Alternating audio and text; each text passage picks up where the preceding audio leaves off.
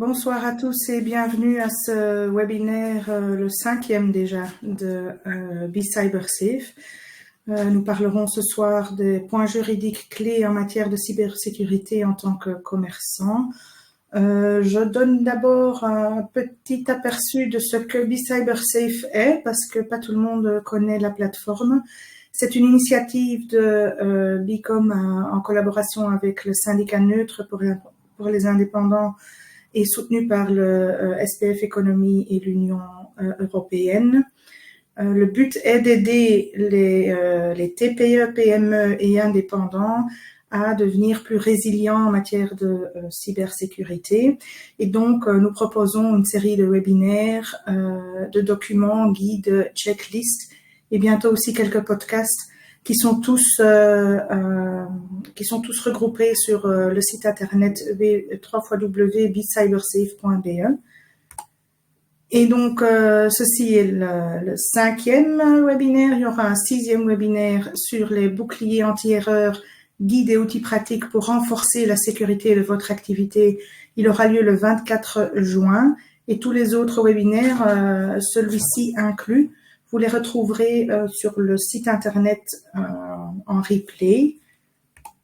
Et voilà, donc du côté pratique pour aujourd'hui, rapidement, si vous avez des questions, posez-les dans le chat. Nous y répondrons après ou si très pertinent pendant la présentation. L'enregistrement, vous le recevrez par mail et vous le retrouverez sur becybersafe.be. Vous pouvez donner votre avis en remplissant l'évaluation que vous recevrez aussi par mail après le webinaire. Et puis, tous les documents, guides, checklists et podcasts, vous les retrouvez bien évidemment sur becybersafe.be, comme je viens de vous l'indiquer. Alors, pour aujourd'hui, les points juridiques clés en matière de cybersécurité. Bart van den Branden, bonsoir et bienvenue. Merci de nous accorder ce temps. Et je vous laisse le podium, il est à vous. Merci Marie-Pascale et bonsoir à tout le monde. Je suis Bart en effet, avocat chez Serious Legal à Malines et à Bruxelles. Malines, c'est à entendre, vous allez très vite entendre de mon accent et des multiples erreurs que je vais faire en français que je suis en fait néerlandophone. Je m'excuse d'avance pour le manque de respect pour votre belle langue. Ce n'est pas volontaire, ce sont les limites de mes connaissances qui vont faire en sorte que ce sera parfois un peu difficile à suivre. Mais si vous ne me comprenez pas, si j'ai mal expliqué, s'il y a un problème, vous le mettez dans le chat et j'essaie de reformuler, d'aller en arrière, de répéter. Également vos questions d'ailleurs sur le contenu, n'hésitez pas à les partager dans le chat. Je tiens un œil sur le chat pendant mon exposé. J'essaie de suivre. S'il y a des questions qui sont pertinentes pendant mon exposé, je vais essayer de répondre aux questions en cours de route. Sinon, on va garder le reste des questions pour la fin, si ça vous convient à vous tous. All right. Je partage mon écran, comme ça, ma tête est un peu moins grande et c'est mieux pour tout le monde. Un peu plus agréable pour tout le monde. Voilà. On n'aime pas se voir soi-même.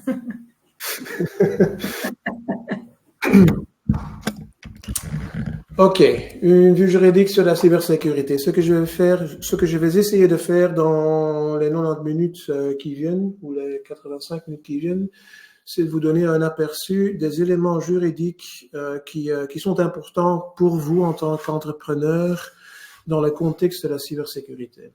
La cybersécurité, c'est en premier lieu, bien évidemment, un sujet technique. Il faut bien se protéger, il faut avoir les bons antivirus et les bons firewalls et la bonne protection, le multi-factor authentication et tout ce que vous voulez. Ce sont des aspects techniques.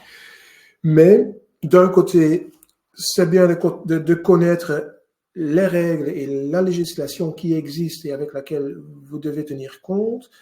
Donc ça, ce sera la première partie de ce que je vais expliquer. Quelles sont les règles? Où est-ce qu'on trouve les règles? Vous allez voir que c'est principalement de la législation européenne, comme toujours aujourd'hui dans presque tous les sujets. Et dans la deuxième partie, je vais essayer de vous donner sur base d'un de ces règlements spécifiques, l'RGPD, plus spécifiquement, de vous donner des consignes, des conseils qui peuvent vous aider à prendre les précautions et les mesures nécessaires dans votre entreprise pour vous préparer au mieux contre des risques de cybersécurité. Et je commence très souvent des présentations sur la cybersécurité avec ceci. C'est un lion qui chasse sa proie sur la savane en Afrique. Et pourquoi est-ce que j'utilise cette image?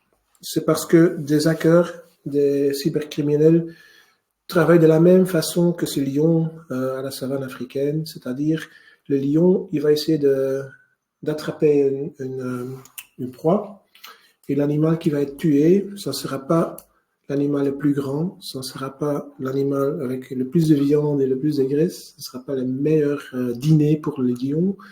L'animal qui est tué, c'est l'animal le plus faible du troupeau.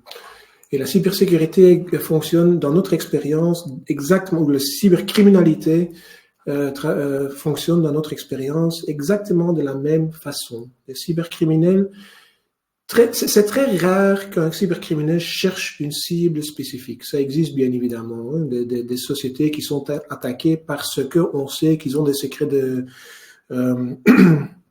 research and development, des projets très importants et des secrets d'affaires qu'ils essayent de garder en secret. Ça, c'est l'espionnage économique, ça existe, mais principalement, les cybercriminels, ils travaillent d'une autre façon. Ils vont utiliser des logiciels automatisés qui sont à vendre, qu'on sait acheter sur Internet, sur ce qu'ils appellent le dark web. Hein? Et ça a l'air d'être quelque chose de très mystique, le dark web, mais en réalité, c'est pas si compliqué que ça. Tout le monde y a accès. En 5 minutes, on y trouve son chemin. Donc, tous les logiciels qu'il faut sont disponibles, peuvent être achetés, pas cher d'ailleurs. Et ce sont des logiciels qui permettent aux cybercriminels d'automatiser leur criminalité. C'est-à-dire, ce sont des logiciels qui vont chercher sur tous les sites Internet, sur tous les systèmes qui ont une connexion en ligne, donc sur tous les serveurs d'entreprise qui sont connectés, ils vont chercher des faiblesses sur base de rapports ou de listes de faiblesses ou de manque de protection connus dans les logiciels les plus utilisés. Ils vont tout simplement scanner tout ce qu'il y a sur Internet, tout ce qui est connecté. Ils vont faire une liste des entreprises qui peuvent être attaquées. Et ensuite, l'hacker va utiliser un deuxième logiciel pour effectivement exploiter ces faiblesses, pour effectivement gagner entrée ou avoir un accès au système de l'entreprise. Et toujours à ce stade, peu importe que vous êtes une banque, un club de football, une ASBL locale ou une petite PME, ils vont tout simplement utiliser les faiblesses qu'ils ont trouvées. Ça fait que tout le monde est un cible. Et ça, c'est le message le plus important aujourd'hui. Tout le monde est un cible potentiel. La seule chose, dans notre expérience, et on voit quand même pas mal de dossiers de hacking ou de vol de données, perte de données, la seule chose qui va changer en fonction de votre contexte, qui vous êtes et ce que vous faites, c'est le montant de rançon qui va être demandé du moment que vos serveurs seront bloqués. Les hackers ne sont pas stupides non plus. Ils savent très bien que s'ils vous demandent 10 millions d'euros à une petite PME qui a un chiffre d'affaires de 500 000 euros par an, ben, ils ne vont pas pouvoir payer. Donc, ils vont demander 5 000 euros. Ce sont 5 000 euros vite gagnés. Et la prochaine cible qui a des moyens plus importants, ben, il va devoir payer plus en fonction de ses moyens. Donc, le premier message, et ça c'est un message plutôt, enfin c'est pas juridique, hein, c'est un avertissement général. Tout le monde est un cible potentiel pour les cybercriminels. Et si on regarde ça de manière plus proche, ben, qu'est-ce qui fait qu'une entreprise est un cible potentiel? Ben, c'est tout le monde a des données qui peuvent être intéressantes pour des cybercriminels. Il y a des entreprises qui ont, comme je vous disais, des secrets d'affaires très importants qui valent beaucoup d'argent. Ça fait d'une entreprise un cible ou une cible. Mais toutes les données dont vous disposez peuvent être intéressantes pour des hackers. tout simplement les données dans les dossiers de vos employés, le nom le nom de l'épouse, le nom des enfants, la date de naissance, le numéro de compte de banque. Ce sont tous des données qui permettent à des hackers de faire, dans un deuxième stade, des campagnes, des campagnes phishing où on essaie d'envoyer des mails dans une tentative de faire répondre le correspondant et de lui faire partager encore plus de données et ou de payer certaines sommes. On a l'exemple, je vais donner un exemple très, très pertinent chez un de nos clients il y a maintenant, il y a un an et demi, où une personne dans le service commercial a été négligent avec son mot de passe. Et le mot de passe a été abusé par les hackers. Ils ont gagné accès à sa boîte de messagerie, sa boîte email, et ils ont en tout silence, pendant 72 jours, suivi tous les mouvements, tous les emails entrants et sortants de cette personne. À qui est-ce qu'elle écrit? Quand est-ce qu'elle écrit? Qu'est-ce qu'elle écrit? Qui est en copie, quel style, quel langage, comment est-ce qu'elle forme ses phrases. En tout silence, ils ont tout bien observé. Et alors, après 72 jours, juste au moment, la veille du moment que une série importante de paiements devait être faite, un mail part de sa boîte de messagerie au service comptable pour dire, écoute, Henri, je ne sais plus comment la personne s'appelait, donc on savait très bien qui elle était les responsables comptables, on savait très bien qu'elle l'appelait avec son prénom, donc bonsoir, etc. Je sais que demain tu vas faire les paiements suivants avec une série de paiements, donc ça c'était très crédible parce que c'était des données exactes, mais un de nos clients m'a appelé cet après-midi pour dire qu'ils ont changé de numéro de compte. Donc, ce paiement-là, pour 500 000 €, devait être payé sur un autre compte. Voici le numéro de compte. Et le mail partait de sa boîte de messagerie, donc de son adresse email, à la personne correcte, avec toutes les informations correctes, avec tous les détails qui faisaient que le mail était crédible. Et bien, le lendemain, le paiement de 500 000 € est parti sur un compte aux Pays-Bas qui était vide, qui a été vidé le même jour. Et l'argent était parti. Et on a pu retracer par après que le compte a été vidé avec des cartes de banque par des sans-abri qui ont été payés pour vider le compte. L'argent a été retiré en liquide et c'est parti dans les bitcoins. On ne sera jamais plus, effectivement, qu'on ne serait jamais plus retrouvé. Donc, bon, tout le monde a des données et toutes les données sont intéressantes. 2, tout le monde a de l'argent. Il y en a qui ont plus d'argent, il y en a qui ont moins d'argent. Dans notre expérience, le montant à payer, si on parle de rançonnage, donc de bloquer vos serveurs pour demander un paiement pour libérer vos serveurs, donc c'est un autre type d'attaque, un autre type de cybercriminalité.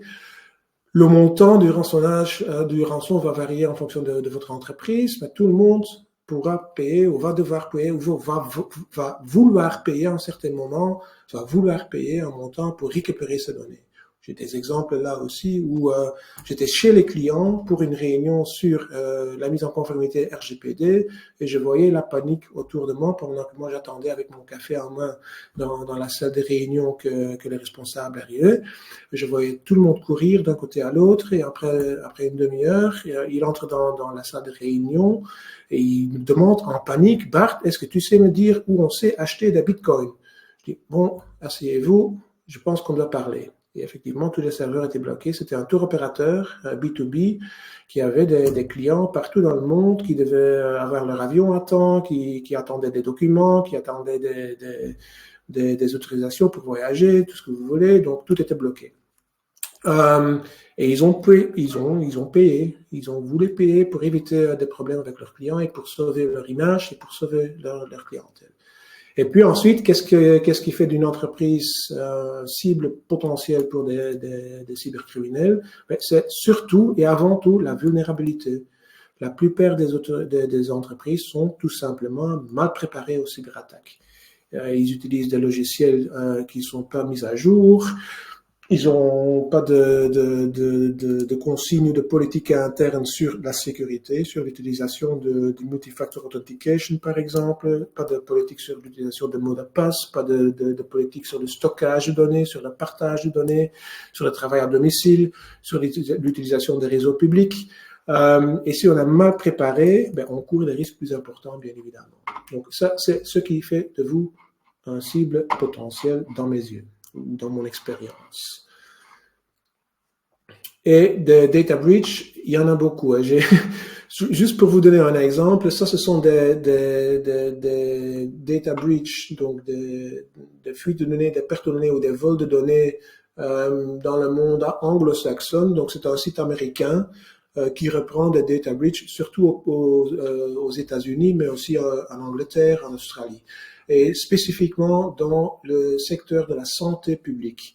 Et si on commence à regarder juste en un an, on voit que octobre 30, octobre 8, septembre 25, août, juillet, juin, mai, février, octobre, juillet, donc tous les mois. Et on ne va pas lire en détail l'explication sur chacun des dossiers, mais c'est des autorités publiques, des hôpitaux, des services communaux, des services de sécurité sociale nationale. Ce sont des sociétés de pharma, donc qui font des médicaments. Tout type d'entreprise, tout type d'organisation, même les très grands. Et tous les jours, hein, ça c'est un secteur dans une partie du monde. Et même là, on ne reprend pas tout, hein, c'est juste les cas connus. Donc, juste pour vous dire que des hackings tous les jours, dans la mesure où, et ça, ce sont des statistiques belges d'ailleurs, hein, de chez Hiscox, 42% de toutes les entreprises belges, mais enfin, c'est pareil dans d'autres pays bien évidemment, voient leur site web, et là on parle uniquement du site web bien évidemment, même pas des serveurs ou des systèmes informatiques dans l'entreprise, attaqués au moins une fois par an. Donc une chance sur deux que votre site web est attaqué en 2024. Est-ce que ça veut dire qu'il sera piraté? Pas nécessairement, il sera attaqué. Si vous êtes bien préparé, l'attaque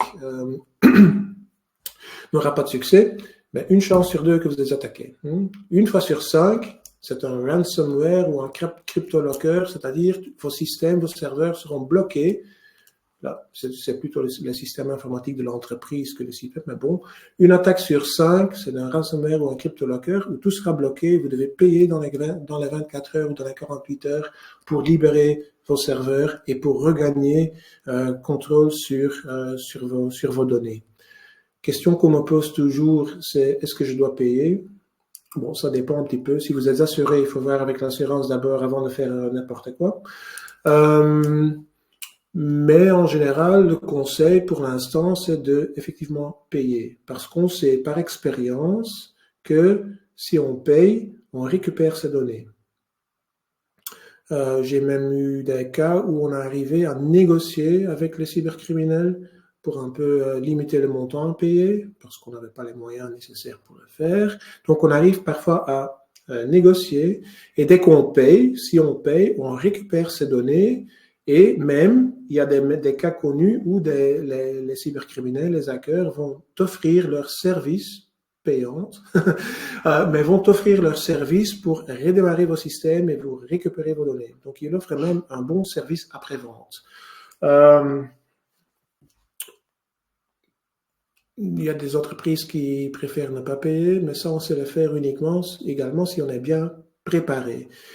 L'entreprise qui a des bons backups, qu'on sait démarrer dans un délai très limité et dans un délai qui permet de ne pas avoir des dégâts, des pertes, hein, des dégâts, des problèmes techniques, juridiques ou financiers, mais ils peuvent se permettre de ne pas payer et de dire tout simplement, on va essayer d'identifier le problème, d'où vient le problème, on va remédier le problème et on va redémarrer nos backups pour continuer. Ça, c'est un choix aussi, mais alors il faut être bien préparé. Mais juste pour vous dire que si on paye, généralement, on récupère ces données. Le montant le plus élevé qui est connu en Belgique pour l'instant, c'est 500 000 €. c'est-à-dire c'était les montants les plus élevés au moment que j'ai fait les slides. Et bon, ce slide-ci, je l'utilise depuis bien plus qu'un an. Donc, il se peut qu'entre-temps, il y a des montants plus élevés, mais bon. Donc, 500 000 euros, est-ce que tout le monde doit payer 500 000 euros? Eh ben non. Est-ce qu'il y a des montants plus élevés à payer ou qui ont été payés? Sans doute. Mais je pense que pas toutes les entreprises, communiquent le montant qu'ils ont payé. Serge, vous n'êtes pas d'accord avec moi et j'aime des gens qui ne sont pas d'accord avec moi. Donc, je ne suis pas d'accord, nous dit Serge. Payer, c'est financer la criminalité organisée, encourager les cybercriminels à continuer, pas de certitude de recevoir la clé de décryptage. Ben, c'est vrai que, Serge, si on paye, on participe au jeu, si vous voulez, on confirme le cybercriminel dans son comportement, mais en tant qu'entreprise, je pense que ça, c'est pas la première... la première priorité. La première priorité pour une entreprise, c'est de pouvoir continuer ses activités sans trop de pertes, sans trop de problèmes. Il y a eu des exemples, par exemple chez Picanol, à Courtrai ou Harelbeek ou Waregem, quelque part là en Flandre, où l'entreprise a été fermée pendant 2 semaines à cause d'un cryptolocker pareil. 2 semaines sans production, c'est énorme, c'est une perte d'argent qu'on ne sait jamais plus récupérer. Donc là, on doit faire un choix économique, je pense, en tant qu'entreprise et voir ce qui est la meilleure chose à faire pour l'entreprise, dans l'intérêt de l'entreprise. Et si on est bien préparé, si on a pris toutes les précautions nécessaires, on parlera de quelques précautions qu'on sait prendre, mais moi, je ne suis pas là pour donner des conseils techniques, bien évidemment, mais bon, je vais essayer de partager quelques consignes qui peuvent limiter le risque qu'un incident se produit et les conséquences de l'incident. Ben, on peut éventuellement décider de ne pas payer parce qu'on est dans des circonstances, dans un contexte où on est dans la position de pouvoir dire on ne paye pas. Mais très souvent, on est mal préparé et on se trouve, et d'ailleurs, ça c'est dans le dernier bloc ici, et si on est mal préparé, ben, on n'a souvent pas vraiment de choix.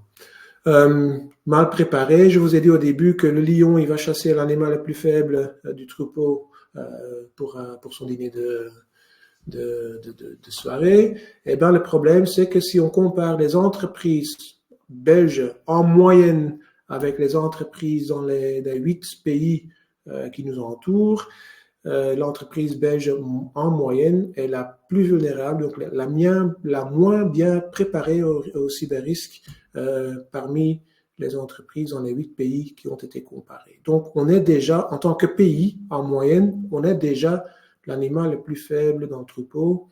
Donc, à vous de ne pas être en Belgique, hein, dans le contexte belge, encore une fois l'animal le plus faible, parce qu'alors vous serez cible numéro 1. Donc voilà, ça c'est un peu les chiffres. Je pense que j'ai encore un peu plus de chiffres qui peuvent être intéressants. Le ransomware, donc les cryptolockers dont on a parlé, c'est le cyberrisque numéro 1 dans le monde. Si on suit les rapports de l'Organisation internationale pour the World Economic Forum, donc je ne sais pas comment on appelle ça en français, ni en néerlandais d'ailleurs, le World Economic Forum, hein, c'est le risque numéro 1 pour l'économie mondiale. En moyenne, un piratage, donc de l'exemple que je viens de donner pour mon client qui a perdu 500 000 euros parce qu'on a suivi pendant 72 jours sa boîte email, ben, en moyenne, on attend encore plus longtemps. 146 jours en moyenne, le piratage reste inaperçu. Ça veut dire que des criminels ont en moyenne 146 jours, ça fait 3 mois et un peu, donc 4 mois et un petit peu, presque 5 mois même, pour suivre tous vos comportements dans l'entreprise et pour rassembler des informations qui peuvent être utilisées par après pour vous attaquer ou pour attaquer vos employés ou vos clients ou vos fournisseurs. Le rançon en moyenne, c'est 1 000 euros, donc c'est pas très élevé en moyenne. Donc, ils vont s'adapter à vos moyens. Et alors, et c'est là que ça devient un peu plus, comment je veux dire, c'est ce qu'on va regarder dans le reste de la présentation. Et le problème, c'est que 90% des erreurs sont des erreurs humaines qu'on peut éviter.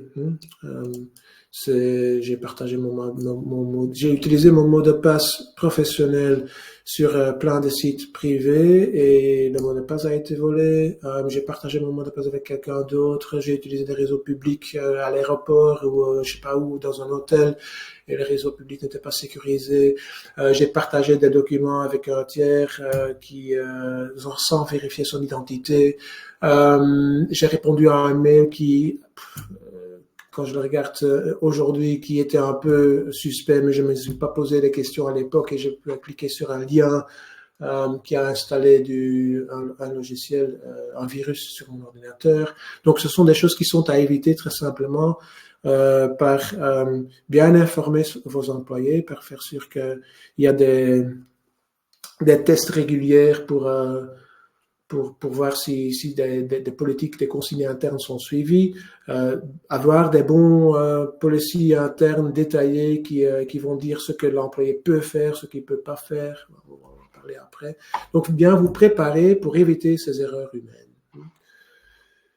Et alors, ça c'est un peu comme un intro. Ben voilà, le World Economic Forum qui, quand on fait une analyse des éléments externes qui sont les plus inquiétants pour des entreprises partout dans le monde, ben, la récession, bon, ok, les faillites des grandes entreprises, ok, et puis, bien avant tout ce qui est des Covid, hein, ici en bas, ou des guerres, ou le terrorisme, bien avant tout cela, les cyberattaques sont Emmanuel Gimon partage avec nous son opinion, et en général, Emmanuel nous dit l'erreur se produit quand on fait 3 choses en même temps et ça arrive au meilleur vécu. Eh ben, vous avez raison. Vous avez bien raison. Le problème là, c'est que nous devons tous faire 3 choses en même temps pendant notre journée de travail, même plus que 3 parfois.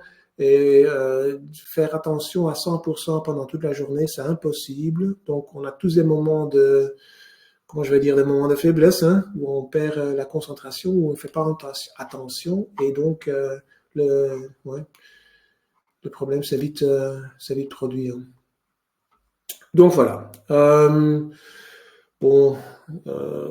Ça, on va skipper. Ça, c'est un peu comme introduction, juste pour vous dire que c'est pas quelque chose de théorique dont on entend parler parfois à la télévision, qui se passe aux autres, mais pas à vous. Les cyberrisques sont des risques réels et tout le monde est un cible, c'est ce que je vous dis au début. Hein.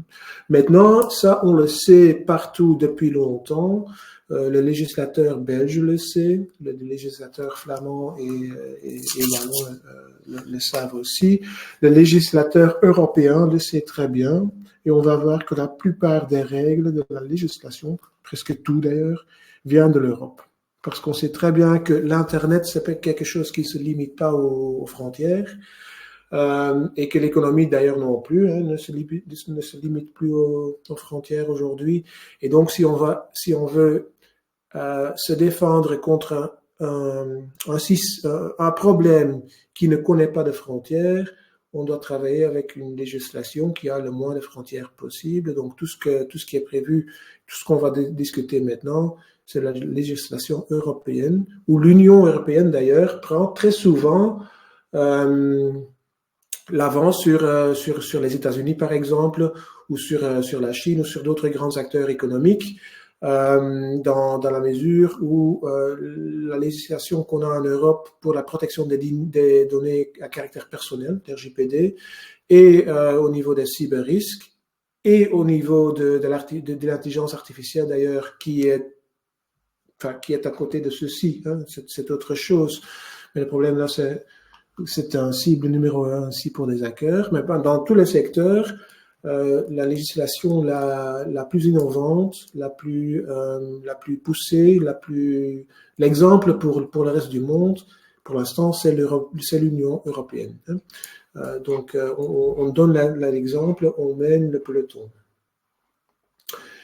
Et le problème avec la législation, ou si on veut régler les responsabilités, les risques et les obligations de chacun, chacune dans le contexte de la cybersécurité, c'est qu'on se trouve dans une situation très compliquée parce que moi, en tant qu'entreprise, j'ai des relations avec tant d'acteurs autour de moi qui peuvent avoir une influence sur la sécurité de mon entreprise. Je fais des paiements en ligne par ma banque. Je dois échanger des données avec le gouvernement. Très souvent, c'est automatisé aussi.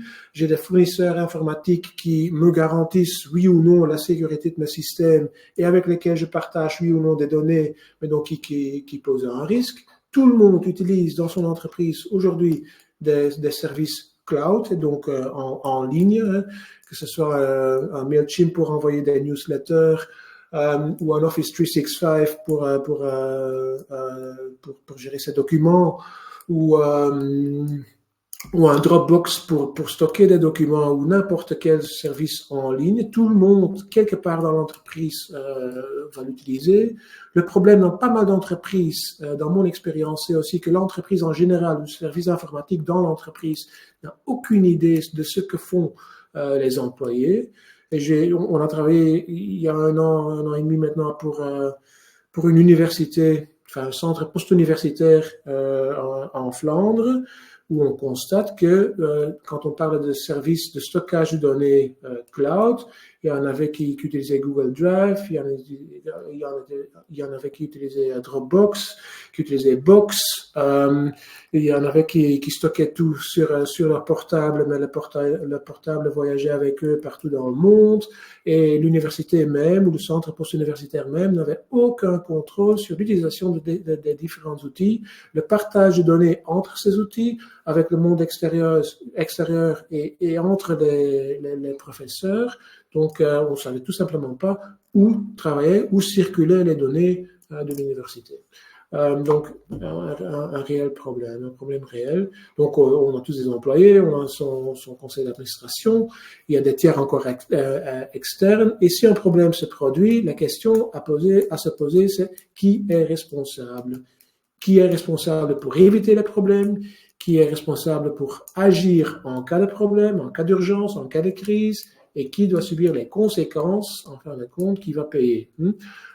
Et donc, c'est très compliqué. Et en tant qu'entreprise, on doit très bien comprendre dans quel univers on se trouve, qui sont les acteurs autour de nous, et essayer de maîtriser la plupart de ces relations au niveau contractuel, si possible, et au niveau technique, bien évidemment aussi. Et donc, en principe, pour être beaucoup plus spécifique, enfin, jusqu'à maintenant, j'ai essayé de vous donner une introduction. Plus spécifique, il y a, je pense, pour l'instant, 4 législations qui sont vraiment importantes, qui vont, chacun de son côté, apporter des règles, des obligations, des responsabilités au niveau de la cybersécurité.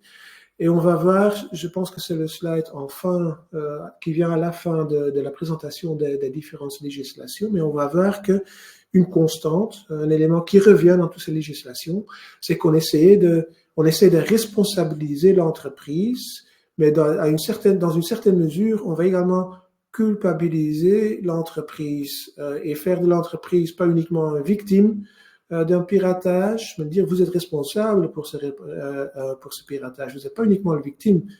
Le piratage, c'est votre faute. Vous avez des responsabilités de mettre tout en place, de faire tout le possible pour éviter qu'un problème se produise. Et si vous avez en tant qu'entreprise pas fait tout le possible pour éviter d'être hacké, eh bien, c'est votre responsabilité. Vous avez qu'à en subir les conséquences. Et pas uniquement les conséquences en perte de temps, perte de données, perte d'argent, perte de crédibilité envers les clients, mais on va vous donner en plus une bonne amende qui va coûter beaucoup d'argent. Donc, on essaie de pousser les entreprises vers un niveau de sécurité plus élevé. Donc, il y a d'un côté le règlement NIS et NIS2, dont on va parler en quelques mots. Il y a DORA, qui est une réglementation sur le cyber resilience, mais spécifiquement pour le secteur financier. il y a incessamment sous peu, dans quelques mois, dans quelques semaines, on ne sait pas exactement, mais il y aura un CRA, un Cyber Resilience Act, qui va viser beaucoup plus d'entreprises à une échelle plus large, et qui, tous les trois, vous allez voir, partent du même principe, des mêmes obligations de base, du même cadre de référence. Chacun l'aura pour son secteur spécifique, mais enfin, c'est plus ou moins pareil. Et tout cela est fort inspiré sur l'RGPD qui parle uniquement en principe des données à caractère personnel. Et la cybersécurité, c'est beaucoup plus de ça. Hein. La cybersécurité, c'est surtout vos chiffres financiers, vos données sensibles, vos secrets d'affaires qui peuvent être intéressants pour des criminels. L'RGPD, c'est surtout focalisé ou axé sur les données à caractère personnel, les noms, les adresses, les dates de naissance, l'adresse email, le comportement de vos clients. Mais le principe qui vous oblige ou que l'RGPD vous impose pour sécuriser ces données à caractère personnel, ce sont les mêmes principes qui vont s'appliquer sous le NIS, DORA ou le CRA pour tout ce qui est spécifique à la cybersécurité. J'ai encore un petit commentaire de Serge. Serge nous dit que publié par le journal Le Soir il y a 3 minutes. Ok, je ne l'ai pas encore lu, Serge, mais ça me paraît normal si ça a été publié il y a 3 minutes. Le studio de tournage Dreamwall à Charleroi est hors service depuis mercredi soir, victime d'un piratage informatique. La RTBF qui tourne ses bulletins météo et le tirage de l'Euromillion doit actionner ses plans de secours. Il s'agit d'un ransomware apparemment. Ça, c'est dommage parce que je viens d'acheter un billet Euromillion cet après-midi. Et je saurais donc probablement pas si j'ai gagné ou pas. Mais bon, un bon exemple. On a eu pareil en Flandre pour les services de la ville d'Anvers qui a été piraté il y a 1 an et quelques mois, en décembre 2022. Et là, la faiblesse ou le problème, la source du problème semble avoir été le manque de two-factor authentication. Pour éviter l'accès de tiers au système. Et on en parlait depuis plus qu'1 an au service informatique de la ville. Digipolis, ça s'appelle, l'organisme de la ville d'Anvers qui gère l'informatique pour la ville et pour tous les services de la ville. Donc, chez Digipolis, on en parlait depuis 1 an, mais ça n'avait jamais été mis en place. Et donc, la ville a été piratée, tous les systèmes ont été bloqués. Et tous les systèmes de la ville ont été bloqués et ça a pris des mois et des mois et des mois pour résoudre le problème. Je me rappelle que donc le piratage a eu lieu en décembre, début décembre. Je sais que j'ai donné une présentation sur l'RGPD à Anvers fin mois de mars, début du mois d'avril, donc bien 4 mois plus tard. Et après, je suis allé nager à Anvers dans la piscine olympique. J'essaie de faire un peu de sport entre les réunions pour rester un peu, pour pas prendre trop de poids. Et donc, si j'ai un peu de temps entre réunions, j'essaie d'aller nager ou d'aller au Basic Fit, n'importe quoi. Ça vous intéresse pas, bien évidemment. Mais bon, donc j'étais à la piscine olympique. 4 mois après le piratage, je voulais payer à la caisse et la dame à la caisse me dit, même monsieur, vous pouvez entrer. Je dis, comment je peux rentrer? Est-ce qu'il y a une action spéciale aujourd'hui? Ah ben non, mais tous les services de caisse sont toujours hors service depuis le piratage du mois de décembre. Donc, depuis décembre, la piscine est gratuite. Et c'est pareil pour tous les services de la ville. Et donc, 4 mois plus tard, ça coûte une fortune, bien évidemment. Et en juin, j'ai parlé des gens du service de culture de la ville. Et en juin, ils étaient en train de vendre les abonnements pour les maisons culturelles pour la saison qui suit. Donc, la saison septembre à juin. À juin, ils ont commencé à vendre les abonnements pour la saison qui allait venir.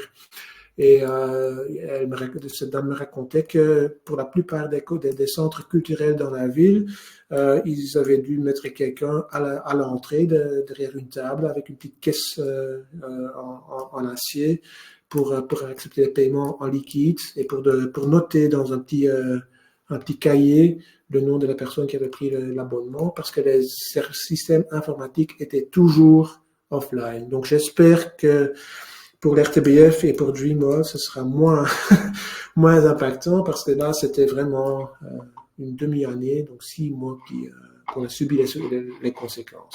Mais bon, merci de partager l'exemple. Ça me confirme dans mon idée que tout le monde est un cible et ça peut se passer tous les jours. Mais donc, les différentes législations qui existent aujourd'hui ou qui vont venir dans un futur proche, c'est important de savoir que pas toutes ces législations sont immédiatement d'application sur vous. Ça dépend de ce que vous faites, de la taille de votre entreprise, de qui sont vos clients. Tout en sachant que l'RGPD et le Cyber Resilience Act, donc les deux en bas, seront probablement pour tout le monde. Les deux premiers, c'est plus spécifique, plus niche. Les deux autres sont plus générales. Le NIS existe depuis pas mal de temps. C'est NIS 2, pas 2 NIS d'ailleurs. NIS 1 existe depuis 2016 et il a été remplacé par NIS 2 en janvier 2023. Donc, il y a bien un an maintenant. Et l'idée, là, c'est de renforcer la cybersécurité dans l'Union européenne, partant de 3 principes de base. Bon, ça ne vous concerne pas directement, c'est de mettre la cybersécurité à l'ordre du jour des gouvernements nationaux, entre autres en obligeant les gouvernements des États membres d'établir des agences de cybersécurité. En Belgique, on a le Cyber Security Center, centre de cybersécurité, of Cyber Security Centrum in het Nederlands, qui va monitorer, qui va être le centre de contact aussi en cas d'incident. Donc, on va devoir notifier dans certaines circonstances le CCS ou le CSC. Donc, responsabiliser les États membres. Plus de coopération dans l'Union, bon, ça aussi, c'est plutôt au niveau gouvernemental, mais alors assurer la cybersécurité dans les secteurs essentiels. Et là, on a commencé, parce que ça, c'était le premier cadre juridique, si vous voulez, on a défini des entités essentielles, des secteurs essentiels. C'est tout le monde qui travaille dans l'énergie, dans les transports, dans les banques, dans la santé, ou pour les agences gouvernementales. Ce sont des entités essentielles. Puis en dessous de ça, il y a des entités importantes qui doivent suivre toute une série d'obligations, mais un peu moins strictes que pour les entités essentielles. Entités importantes, ce sont le secteur de l'approvisionnement en eau potable, l'aérospace, mais ça c'est très spécifique bien évidemment, le traitement de déchets, ça c'est plus généraliste déjà, les produits pharmaceutiques ou les producteurs pharmaceutiques, les marchés publics, donc là il y a marqué marché, mais c'est marché public, les médias sociaux, les domain name services, donc les registrants de noms de domaine, sont soumises à la NIS 2 et puis toutes les grandes entreprises, à partir de 50 salariés et plus de 10 millions de chiffres d'affaires, on tombe sous la NIS 2. Donc, si vous ne vous trouvez pas dans un de ces secteurs et que vous n'avez pas plus de 50 salariés et 10 millions de chiffres d'affaires, ceci ne vous concerne pas immédiatement. Si vous êtes une entreprise plus ou moins grande ou que vous êtes actif dans un de ces secteurs, il y a une série de mesures dont vous devez être au courant. Vous avez une obligation de prendre, et ça c'est un principe qui vient de l'RGPD et qui est transposé ici et dans les deux autres, vous avez une obligation de prendre toutes les mesures appropriées et proportionnées pour éviter des risques de cybersécurité. Le problème avec toutes ces législations, tous les 4, c'est que la loi même ou le règlement même ne va pas vous expliquer ce qui est approprié et proportionnel. On met la responsabilité chez vous. À vous de justifier les mesures que vous avez prises et à vous de pouvoir démontrer au moment que un incident se produit quand même, que l'incident s'est produit malgré les mesures que vous avez prises et pas à cause de ou en absence des mesures que vous avez dû prendre. Donc, à vous de vous justifier à tout moment. C'est le point de départ de l'RGPD aussi d'ailleurs. Et vous devez prendre toutes les mesures techniques et organisationnelles nécessaires afin d'assurer un niveau de protection adéquat. Personne ne va vous dire ce qui est adéquat, personne ne va vous dire ce qui est une mesure technique organisationnelle suffisante. À vous de bien documenter, de faire une analyse de risque au préalable, c'est ce qui est marqué ici aussi, faire une analyse de risque, chercher les risques, documenter les risques, traiter, éviter les risques, donc avoir un plan de minimisation de risques au niveau technique, juridique, organisationnel. Une obligation de traitement et de déclaration des incidents. L'RGPD le connaît aussi, une obligation de déclarer des data breach, donc des pertes de données, des vols de données, ou tout incident qui peut avoir un impact sur les données. Mais ici aussi, si on a la victime d'un piratage, on va devoir le notifier dans ces secteurs-ci, chez le Cyber Security Center du gouvernement fédéral en Belgique. Assurer la continuité des activités, c'est pas marqué pour vous dire que vous devez assurer, vous avez une obligation légale de pouvoir assurer la continuité de vos activités. Si vous n'arrivez pas à assurer la continuité dans ce secteur-là, bien évidemment, ce sont des secteurs essentiels et importants, ben vous pouvez être tenu responsable pour toutes les conséquences parce que vous n'avez pas pu garantir ou assurer la continuité de vos activités. Donc, vous avez besoin de ce qu'on appelle en bon français ou en bon néerlandais, un contingency plan, un plan, une procédure qui vous permet d'assurer la continuité. Il faut se registrer auprès du CCS, donc auprès du Cyber Security Center, et il y a des amendes très élevées. On parle, comme sous l'RGPD, d'un pourcentage élevé de son chiffre d'affaires ou des amendes qui peuvent aller dans des millions d'euros. Et ce qui est important là, c'est la responsabilité individuelle des administrateurs d'entreprise. L'administrateur d'entreprise, donc le membre du conseil d'administration, qui n'a pas pris les mesures nécessaires, qui n'a pas mis des problèmes sur l'agenda du conseil d'administration, ou qui a refusé des mesures qui s'imposaient, peut être tenu responsable individuellement. Donc, si vous êtes gérant dans une entreprise qui tombe sous le NIS 2, soyez prudent parce que ça peut avoir des implications personnelles pour vous au niveau responsabilité civile. Emmanuel nous dit que beaucoup d'entreprises font des efforts pour se conformer à des checklists relatives à leur sécurité et c'est bien. Ça, c'est vrai.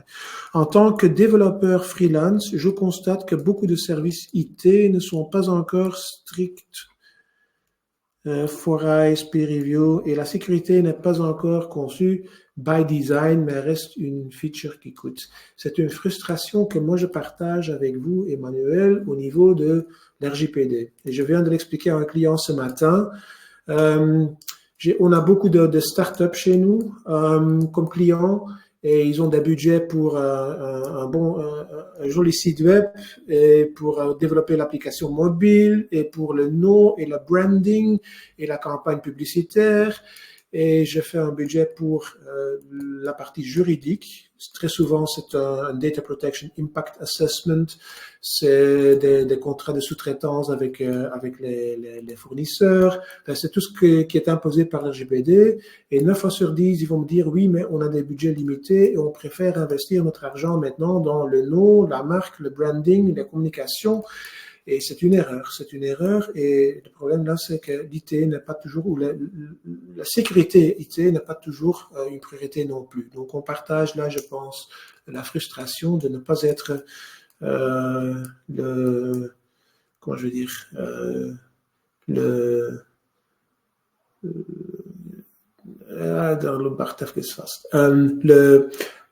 la chose à laquelle on veut dépenser son argent si on doit faire des choix. Donc voilà, donc NIS 2, probablement ça ne s'applique pas à vous directement, sauf si vous êtes une grande entreprise ou dans des secteurs là. Sachez que ces principes de base qui sont mentionnés ici sous le titre quoi, ce sont les mêmes principes de base pour toutes les législations et ce sont les principes de base qui vont vous permettre de vous protéger même si la loi ne vous l'impose pas.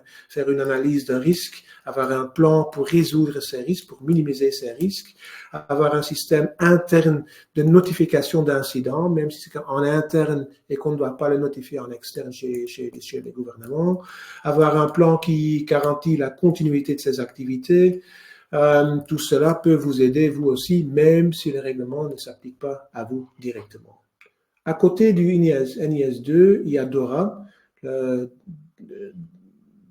résilience opérationnelle numérique, le Digital Operational Resilience Act en anglais, qui s'applique qui va s'appliquer à partir de janvier 2025. Donc le règlement existe, mais il n'est pas encore opérationnel. Il est axé sur le secteur financier et donc il veut faire la même chose que le NIS2 pour des secteurs essentiels, mais pour le monde financier. Donc cybersécurité des systèmes de paiement, d'échange de données entre les acteurs dans le système financier. Et donc, résilience numérique des institutions financières. Qui est impliqué là? Bien sûr, les institutions financières, les banques, les assureurs, les institutions, les sociétés d'investissement, les bourses, les marchés publics. Mais, et c'est là que ça devient peut-être important pour vous, DORA s'applique également aux fournisseurs de services critiques, aux institutions financières, aux banques, aux assureurs, aux institutions de sociétés d'investissement. Donc, et sous fournisseurs de services critiques, fournisseurs de services critiques, on entend des fournisseurs cloud, des services informatiques, des solutions paiement, des services de sécurité, des services d'identification, It's Me par exemple. Donc, beaucoup de fournisseurs de solutions informatiques aux banques, aux assureurs, aux institutions financières vont tomber sous DORA également. J'ai parmi mes clients une société de sécurité, une des grands, il y a quelques grandes sociétés de sécurité opérationnelles en Belgique, 3-4 grands groupes internationaux. Je parle d'un de ces 3.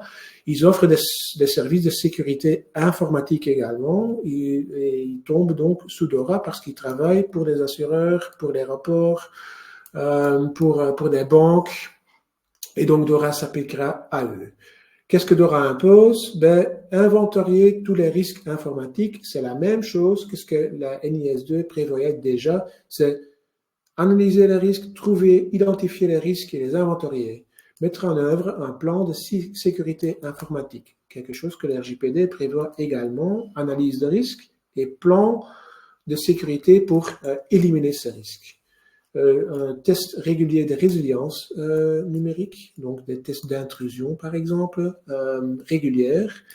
La gestion des incidents, pareil pour NIS2, pareil pour l'RGPD. On doit pouvoir gérer les incidents, on doit avoir une procédure interne où des employés peuvent venir notifier, une équipe d'urgence qui peut agir, des process ou des flows ou d'actions standardisés qui font en sorte que tout le monde sait ce qu'il ou elle doit faire en cas d'urgence, comment agir, à qui demander l'autorisation, qu'est-ce que je peux communiquer en interne, en externe, comment est-ce que je peux communiquer, qui doit approuver, qui dois-je contacter. Donc tout ça doit être clair au moment que l'incident se produit, parce qu'au moment même, il y aura de la panique et on ne saurait pas quoi faire.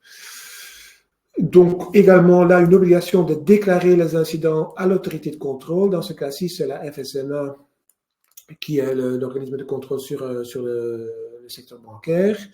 Sous la NIS2, c'était le CCS. Sous l'RGPD, c'est l'APD, l'autorité de protection de données. Donc, l'autorité à laquelle on doit notifier, c'est à chaque fois une autre. Et c'est très bien possible qu'on doit notifier à 2-3 instances différentes au même temps. Et donc là aussi, il y a des amendes très élevées et une responsabilisation de la direction, donc des administrateurs de l'entreprise. Donc là, à nouveau, l'administrateur prend des risques personnels s'il omet de faire ou de prendre les mesures qui s'imposent pour se mettre en conformité avec DORA. Là aussi, pas tout le monde sera directement impliqué parce que ça se limite donc au secteur financier et aux fournisseurs de services à ce secteur financier. Mais à côté de DORA, il y a le Cyber Resilience Act, c'est le CRA en anglais. Donc, si on traduit, c'est l'acte de résistance ou de résilience cyber. Donc, enfin, ARC, c'est pas la bonne traduction, je pense. Hein. Cyber Resilience Act, là, c'est toujours travail en cours. Le règlement devait être terminé, voté et approuvé avant les élections européennes. Donc, maintenant, essentiellement sous peu, avant l'été, et devrait être en vigueur en printemps 2027. Ça ne veut pas dire que c'est pas important d'être au courant aujourd'hui, parce qu'on peut déjà commencer à se préparer sur ce Cyber Resilience Act et déjà utiliser le contenu de ce règlement pour ou dans sa stratégie de cybersécurité. Là, on peut travailler en écosystème numérique sécurisé. Enfin, c'est la terminologie un peu générale et vague dans les textes de loi, mais bon.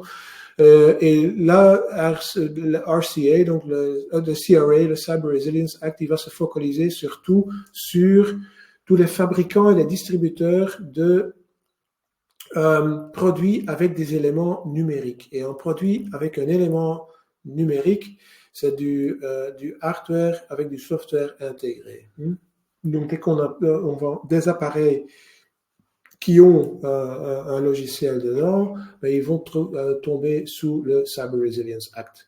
Donc là, on parle de tout ce qui est producteur, importateur, vendeur, distributeur, donc toute la chaîne de distribution de smartphones, de tablettes, tout ce qui est Internet of Things, des appareils connectés, tout ce qui est logiciel et équipement en réseau, tout ce qui est jouets intelligents, appareils intelligents, mon Apple Watch ici par exemple, le haut-parleur que j'utilise pendant cette présentation. Donc tout ce qui est hardware qui comporte également du software, du logiciel, va tomber sous le Cyber Resilience Act. Et l'idée, c'est de faire en sorte que ces appareils sont secures ou sécurisés.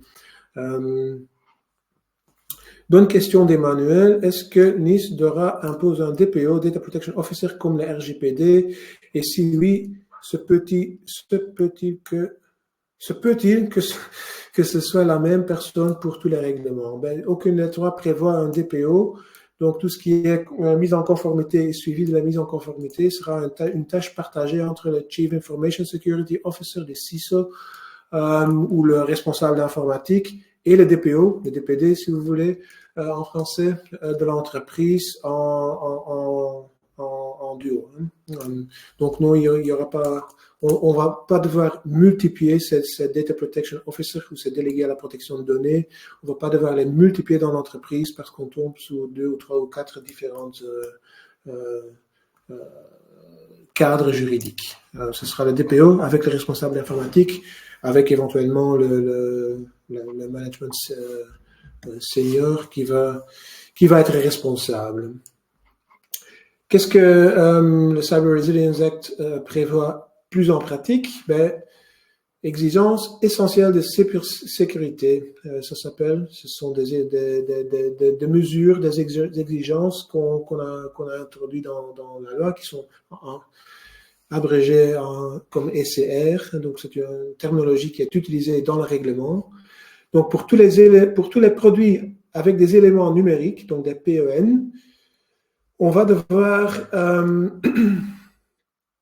donc tenir compte dans le développement et dans la distribution d'un certain nombre d'obligations. On va devoir pouvoir identifier et authentifier, c'est un mot en français ça, identifier, authenticate, des utilisateurs de manière sécurisée. On va devoir pouvoir garantir le stockage et le transfert de données sécurisées. On va devoir pouvoir garantir la confidentialité des données qui sont échangées, qui sont stockées ou qui sont transférées. On a eu des exemples d'ailleurs de jouets chinois où un jouet était connecté en ligne et donc des données étaient partagées avec des serveurs en Chine. Donc tout ce qui était dit dans la famille, bon, l'autre parent était actif, donc tout ce qu'on disait le soir à la table pendant le repas était partagé avec quelqu'un en Chine. C'est bien évidemment pas c'est pas très sage. Je ne sais pas si le gouvernement chinois s'intéresse à ce que je dis à la table pendant mon repas, mais de toute façon c'est pas bien pour la vie privée, pour le sentiment de la protection de la vie privée de tout le monde. Et donc stockage et transfert de données sécurisées, protection contre les logiciels malveillants et les cyberattaques. Donc là, ça, c'est une analyse de risque préalable et puis une prise d'action, un plan d'action qui va éliminer ces risques et pour atteindre un niveau acceptable, un niveau convenable de cybersécurité. À nouveau, personne ne va vous dire ce que vous devez faire en détail, mais donc c'est toujours la même méthodologie. Hein. Prendre toutes les mesures qui s'imposent et par après, on va venir voir ce que vous avez fait et par après, on va juger si les mesures que vous avez prises à l'époque étaient ou n'étaient pas suffisantes. Pour tous ces produits avec des éléments numériques, donc tout ce qui est smartphone, tablette, donc tout ce qui a été énuméré ici à droite dans l'écran, on va ajouter les exigences sous le Cyber Resilience Act aux obligations de conformité, l'étiquette CE que ces produits portent déjà et qui doit cette étiquette ou ce label doit garantir la sécurité dans les matériaux utilisés, dans l'utilisation, donc c'est la sécurité pour l'utilisateur. Cette sécurité va impliquer dans le futur aussi la cybersécurité. Et là aussi, il y aura des amendes très élevées. Donc ça, ce sont les 3 législations très spécifiques qui essaient de sensibiliser les entreprises, de pousser les entreprises vers un niveau plus élevé de cybersécurité. Et comme je vous disais déjà, tout part en principe de l'RGPD qui était le premier cadre juridique et qui est le cadre juridique le plus détaillé. Et pour moi, de toute façon, et pour mes clients, toujours le point de départ quand on veut commencer une mise en conformité ou un plan de préparation, un plan d'action au niveau sécurité des données, cybersécurité des données. L'RGPD est là depuis 2016, en force depuis 2018, on est 2024 maintenant, il y a des chiffres, il y a des statistiques qui montrent que moins que la moitié des entreprises en Belgique est entre-temps en conformité avec l'RGPD et je le constate tous les jours. J'ai toujours des clients des grandes entreprises qui viennent aujourd'hui chez nous et qui n'ont strictement rien fait jusqu'à maintenant pour protéger les données à caractère personnel qu'ils traitent. Donc, l'RGPD ne se limite pas à la sécurité technique, à la cybersécurité, si vous voulez. L'RGPD est bien évidemment beaucoup plus large et essaie de garantir un niveau de protection des données à caractère personnel à tous les niveaux. C'est sécurité technique, sécurisation de l'accès, du partage, anti-piratage, tout ce qui est technique, mais également le respect pour la personne concernée, la transparence envers la personne concernée, la nécessité d'avoir une bonne base juridique avant de commencer le traitement, avant de commencer la collecte de données, des contrats avec tous les sous-traitants, la transparence absolue. Donc c'est beaucoup plus large, mais la sécurité en fait une partie intégrante et une partie très importante même. Donc, et je n'avance pas vraiment dans mes slides, donc je ne sais pas si on va arriver à la fin de la présentation avant 8h30, mais bon, on verra. Donc, là, c'est toute personne traitant des données à caractère personnel, quelle que soit la taille, quel que soit le secteur, quelle que soit la forme juridique, tout le monde qui traite des données en dehors du cadre strictement personnel familial est soumis ou soumise à l'RGPD. Et là, le même principe revient. On a une obligation de prendre, si on regarde uniquement, parce que je vais regarder uniquement aujourd'hui la partie sécurité technique, on doit prendre les mesures appropriées pour assurer un niveau de sécurité approprié. Ces mesures peuvent être des mesures techniques et des mesures organisationnelles. La différence entre les deux, les mesures techniques, ce sont les mesures techniques, c'est l'encryption des données, c'est le two-factor authentication dont on a parlé, donc c'est le firewall, c'est l'antivirus, donc ce sont des mesures techniques. Des mesures organisationnelles, c'est souvent des policies, des règlements qui vont expliquer aux employés ce qu'ils peuvent faire, ce qu'ils ne peuvent pas faire. Comment est-ce que je dois travailler avec des emails? Qu'est-ce que je peux envoyer par email? À qui est-ce que je peux envoyer par email? Est-ce que je peux envoyer des attachments avec des données sensibles, oui ou non? Si je ne peux pas faire par email, comment est-ce que je dois faire? Pendant combien de temps est-ce que je peux garder des emails, quand est-ce que je dois vider ma boîte messagerie, quel service d'email est-ce que je peux utiliser, est-ce que je peux lire mes mails à la maison sur mon smartphone, sur l'application mail de mon smartphone, ou est-ce que je dois le faire sur le serveur et sur la boîte de messagerie de l'employeur. Enfin, ça c'est pour les emails. On verra par après qu'il y a toute une série d'autres politiques qu'on peut mettre en place. Mais donc voilà, des mesures appropriées, organisationnelles d'un côté, technique de notre côté.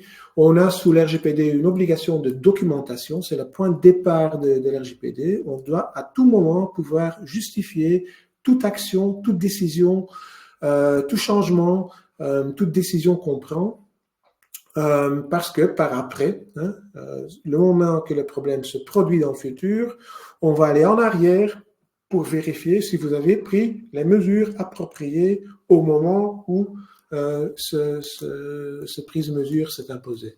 Donc, vous avez une obligation de vous documenter, de bien prendre note, d'avoir des PV de réunion, d'avoir des consultations de votre DPO s'il y en a un qui vous explique ce que vous pouvez faire, ce que vous devez faire.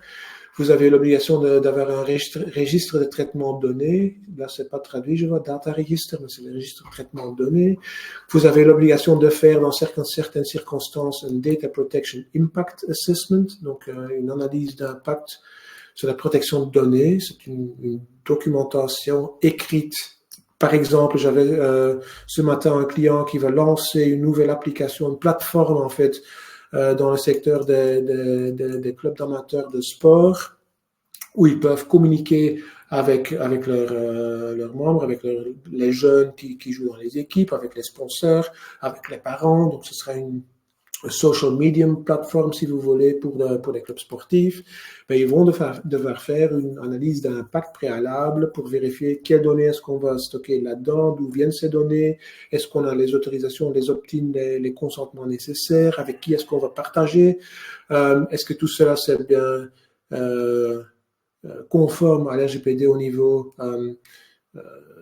est-ce que c'est raisonnable, est-ce que c'est justifiable, est-ce qu'on peut justifier ce qu'on fait. Et la deuxième couche sera toujours, et c'est de là que c'est important également pour la cybersécurité, la deuxième couche sera toujours dans des analyses d'impact de ce style, c'est comment est-ce que cette plateforme fonctionnera du point de vue technique. Quelle technologie est-ce qu'on va utiliser, comment est-ce que les échanges de données, le stockage de données seront sécurisés, quelle technologie est-ce qu'on utilise dans ce contexte-là, qui seront les tiers, les fournisseurs de services qui auront accès à nos données, où est-ce que les données seront stockées. Donc, tout devra être documenté également dans des Data Protection Impact Assessments.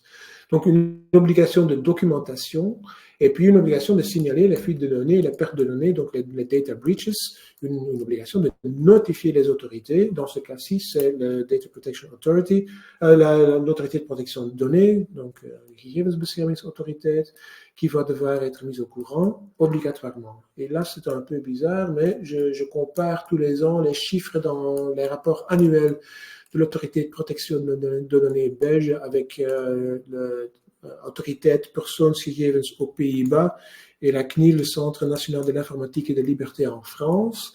Et le nombre de data breach notifiés en Belgique est 10 fois plus bas en Belgique qu'aux Pays-Bas et qu'en France. Donc, il y a deux possibilités, soit en Belgique, on ne notifie pas, et ça me paraît tout à fait en ligne avec l'esprit du bon belge, où on travaille de manière beaucoup plus sécurisée que nos pays voisins, ce qui n'est manifestement pas le cas. Mais bon, donc, il y en a beaucoup moins qui sont notifiés en Belgique.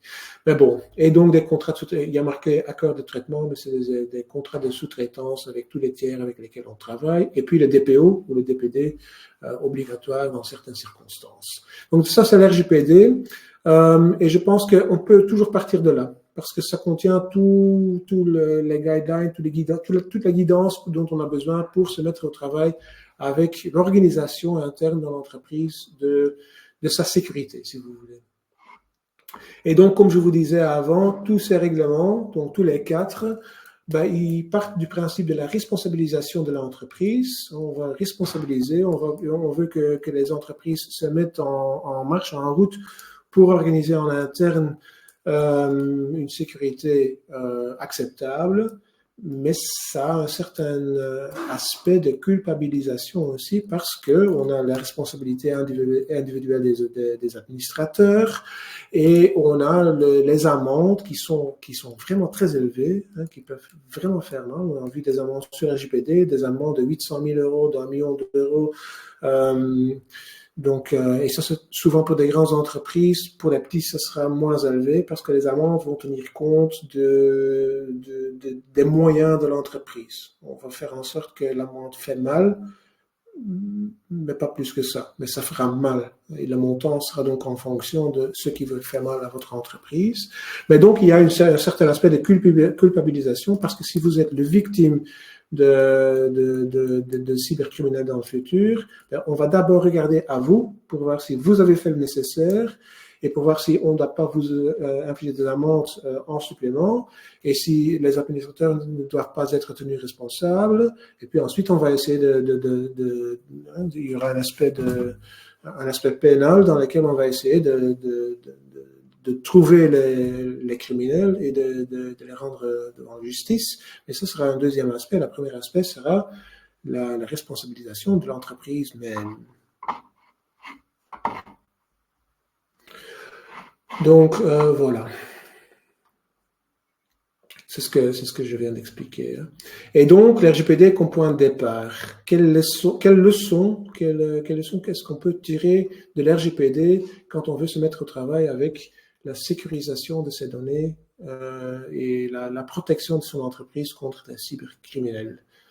L'RGPD comme point de départ. L'RGPD vous impose, je l'ai déjà dit il y a 2 minutes, de faire des Data Protection Impact Assessment, des Risk Assessment préalables, d'avoir un Register of Processing Activities, un ROPA, c'est le registre de traitement de données, un grand fichier Excel dans lequel on va inventarier.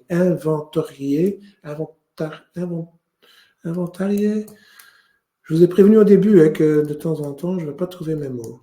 Donc, faire un inventaire, merci Serge, faire un inventaire de toutes les données que l'entreprise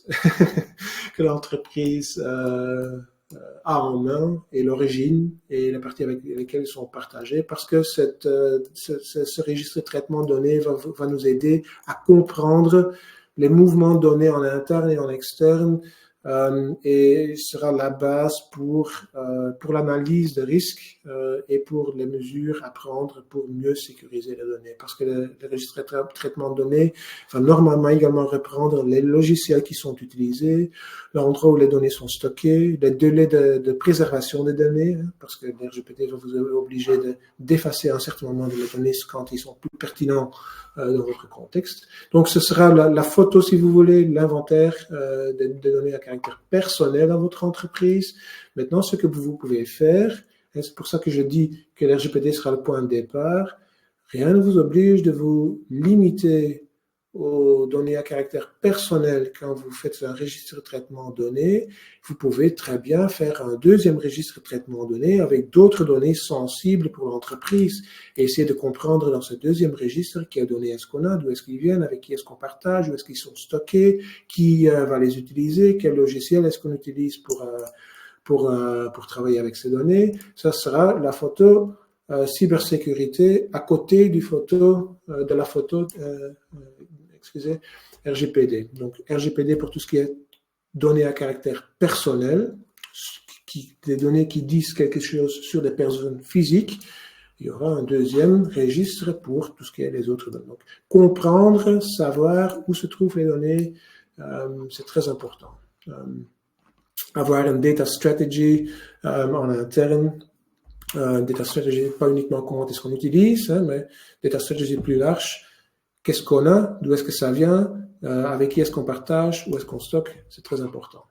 2, l'RGPD vous oblige d'avoir un plan d'action, un plan de sécurité de l'information, Information Security Plan, een informatieveiligheidsbeleid dans laquelle vous allez reprendre toutes les mesures qui ont déjà été prises par l'entreprise, qui va reprendre la stratégie de l'entreprise quant aux données, la protection de données, et qui va reprendre également les mesures qui vont encore être prises dans un futur proche ou un futur plus éloigné. Donc, ce sera le document de stratégie de l'entreprise dans le domaine de la sécurité de données ou la sécurisation des données. L'RGPD vous impose de le faire, mais autant le faire de manière plus large pour toutes les données dans l'entreprise et pas uniquement pour les données à caractère personnel. Vous avez déjà une obligation de notification des violations de données auprès de l'autorité de protection de données. On va voir, j'espère que j'ai le temps parce que je n'avance pas vraiment dans mes slides comme d'habitude, mais j'avais prévu, les slides seront partagés avec vous par après d'ailleurs. J'avais prévu quelques slides à la fin pour vous expliquer comment gérer des incidents et comment agir en cas d'incident avec des données dans l'entreprise.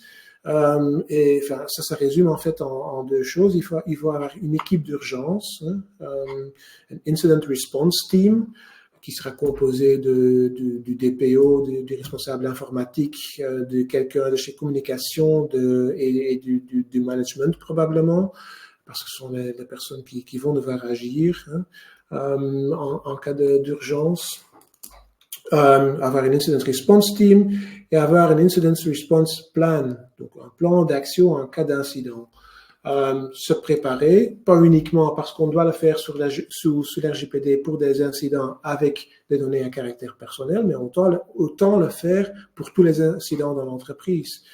Comment est-ce qu'un employé doit notifier un incident auprès de l'entreprise? À qui? Comment? Sous quelle forme? À quel moment?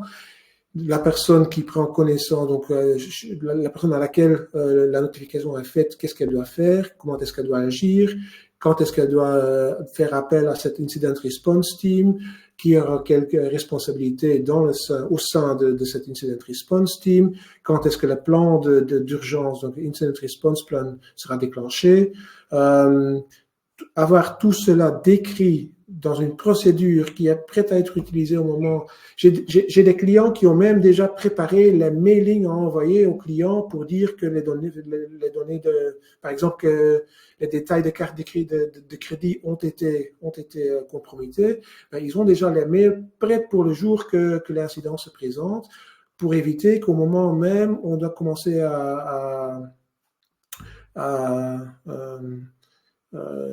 allez, improviser, c'est ça. Et dans l'improvisation, on va toujours faire des erreurs, des fautes, on va utiliser des mots qu'on aurait préféré ne pas utiliser. Donc, pour éviter des erreurs au moment même, tout est déjà préparé dans certaines entreprises. Est-ce que je dois avoir un DPD, un DPO, oui ou non? Ben, en cas de doute, désigner un DPO, ça va vous aider. J'ai pas mal de clients parce que vous savez que le DPO, il est obligatoire du moment qu'on va traiter de manière régulière des grandes quantités de données, ou du moment qu'on va monitorer des grandes quantités de données, ou du moment qu'on va traiter de données à caractère sensible, donc sur des données médicaux, des données sur des préférences religieuses, sexuelles, politiques, enfin, de données sensibles qui sont énumérées dans l'RGPD. On sera obligé de nommer un DPO. J'ai des clients qui ne tombent probablement pas sous les critères, mais qui préfèrent quand même désigner un Data Protection Officer parce que ça va aider à mettre en place tout ce que je suis en train de vous expliquer aujourd'hui. Et beaucoup plus que ça. C'est une personne, c'est utile d'avoir quelqu'un, pas nécessairement en interne d'ailleurs, je vais faire un peu d'autopublicité, mais ça existe également sous forme de DPO as a Service en externe, bien évidemment. On le fait pour une trentaine d'entreprises, grandes et petites, internationales et nationales. Donc ça existe. Il ne faut pas hésiter à avoir quelqu'un sous la main, même en externe, qui peut vous aider à mieux comprendre vos obligations, à faire des analyses de risques, à vous donner des conseils, à vous aider à vous mettre en conformité, à vous aider dans le choix des fournisseurs.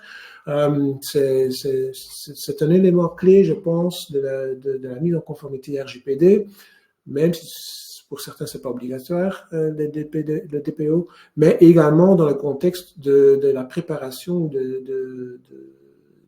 c'est pas la mise en conformité, mais la sécurisation de l'entreprise contre les cyberrisques. Et puis des contrats de sous-traitance avec tout le monde et veiller aux risques liés à l'exportation de données en dehors de l'Europe.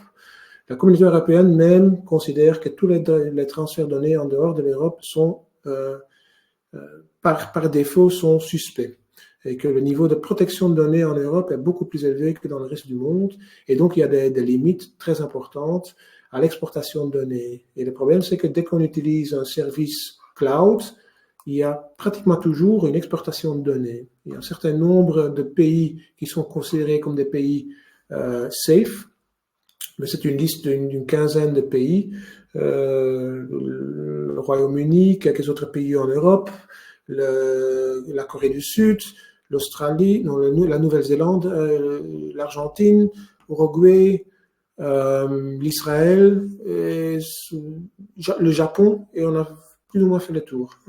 Donc c'est tout.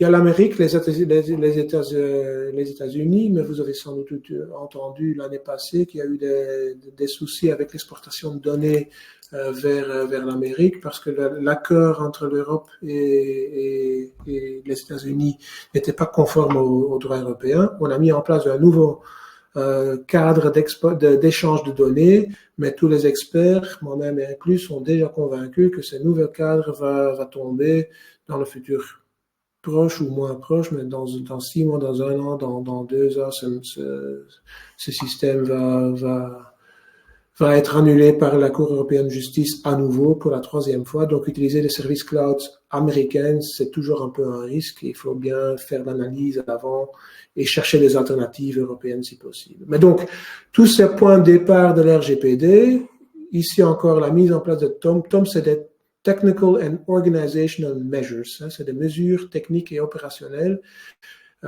adéquates pour assurer un niveau de protection adéquat. Personne ne va vous dire ce qui est adéquat ou pas. À vous de juger, à vous de vous documenter, à vous de pouvoir justifier pourquoi vous avez, par exemple, vous êtes Digipolis à Anvers et vous avez choisi de ne pas mettre en place un two-factor authentication pour les logins sur le réseau. Ben, si vous choisissez de ne pas le faire parce que vous estimez que c'est pas une mesure adéquate à prendre, à vous de pouvoir justifier pourquoi vous l'avez pas fait. Donc, il y a une obligation de documentation. Là, je l'ai répété plusieurs fois. Cyber security audits, website audits, penetration testing peuvent être très faciles et ça s'impose plus ou moins. C'est pas littéralement repris dans l'RGPD, mais ça s'impose implicitement sous l'RGPD. Donc, tout cela, c'est spécifiquement sous l'RGPD pour protéger vos données à caractère personnel, mais rien ne vous empêche d'utiliser ces mêmes principes pour toutes les données dans votre entreprise et donc pour protéger toute l'entreprise. Je vous ai déjà expliqué les mesures techniques et organisationnelles, donc on va sauter. Ce doivent être des mesures adéquates, en tenant compte avec l'état de la technologie, les coûts de mise en œuvre, les moyens que vous avez en tant qu'entreprise, les finalités de traitement, également qu'est-ce que je fais de ces données, est-ce que ce sont des données sensibles ou pas, et les risques. Donc il faut faire une analyse de risque et remédier les risques les plus élevés d'abord. Donc il y a une prioritarisation à faire. Mesures techniques et organisationnelles, je vous en ai déjà parlé, donc on va skipper. Il y a des exemples d'amendes imposées par l'autorité de protection de données parce que des entreprises n'ont pas donné ou pas prise de mesures de sécurité appropriées, adéquates. Et on va parler dans les détails des 4 exemples qui ont été reprises ici. Je donne un aperçu de toutes les décisions, toutes les amendes, tous les jugements en Belgique et dans les pays voisins tous les 4 mois pour une autre association professionnelle pour Comeos, au DPD, DPO, des grandes marques de distribution, donc des supermarchés, des grandes chaînes en Belgique. J'essaie de leur donner une mise à jour de toutes les décisions qui ont été prises pendant les derniers mois. Et une constante, quelque chose qui revient dans toutes les décisions de l'APD, c'est que très souvent une entreprise n'est pas pénalisée pour pour avoir commis pour la faute même. On voit par exemple des cas où des mailings sont envoyés à 10 000 personnes qui n'avaient jamais donné leur consentement. Enfin, ça n'est pas vraiment cybersécurité, c'est RGPD dans le sens strict. On ne peut pas envoyer des mailings commerciaux sans consentement. L'APD va rarement imposer une amende pour l'envoi de ces 10 000 emails, mais par contre, elle va constater que l'entreprise en question n'a pas pris toutes les mesures qui s'imposaient pour éviter cette faute et va imposer une amende pour la manque de prise de mesures de sécurité appropriées. C'est très souvent là la raison pour avoir une amende. Pas le problème même, pas la boîte email de notre comptable a été piratée et on l'a constaté après 60 jours. On va vous dire, bon, on va vous donner un warning, hein, un waarschuwing, un avertissement, mais pas plus que ça. Mais pendant notre investigation, on a constaté qu'en réalité, vous n'avez pris aucune mesure pour éviter ce problème, donc on va quand même vous donner une amende de 5 000 euros. Donc c'est ça souvent la logique dans la pratique. Hein. Donc à vous de bien vous documenter, de bien vous préparer.